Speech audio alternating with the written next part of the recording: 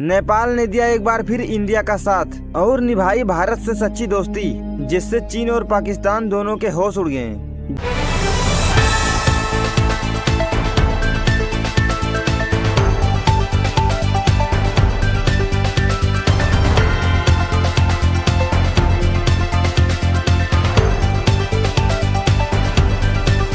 जी हाँ, हाल ही में चीन और पाकिस्तान मिलकर इंडिया को छोड़ के एक नया सार्क बनाना चाहते थे, जिसमें बांग्लादेश भी शामिल था। लेकिन नेपाल ने भारत से दोस्ती निभाते हुए ये साफ कर दिया कि इंडिया के बिना कोई भी दक्षिण एशियाई संगठन नहीं बनाने देंगे, जिससे एक बार फिर चीन और पाकिस्तान का बना बनाया चाल बेकार हो गया।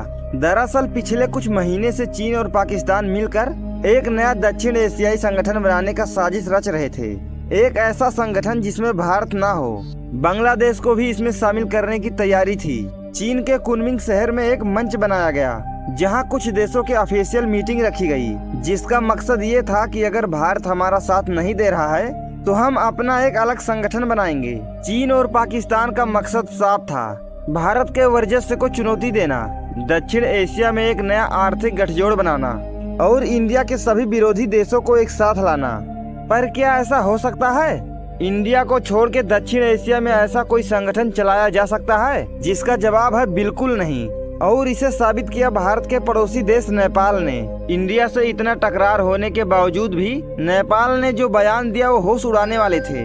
इस वक्त नेपाल सार्क का आधिकारिक अध्यक्ष है और वहीं नेपाल के काठमांडू में सार्क का सचिवालय भी है। नेपाल ने चीन और पाकिस्तान की योजना को खारिज करते हुए कहा कि हमें नया सार्क नहीं चाहिए, हमें पुराना सार्क चाहिए, जिसमें भारत की भूमिका होना अनिवार्य है। नेपाली अधिकारियों ने साफ साफ कह दिया कि हमारे और भारत के बीच जो भी कुछ विवाद है वो हमारा आपसी मामला है, जिसे हम कभी न कभी सुलझा लेंगे। लेकिन इसका मतलब ये बिल्कुल भी नहीं है कि हम भारत के खिलाफ रचे गए किसी भी साजिश में भागीदारी होंगे।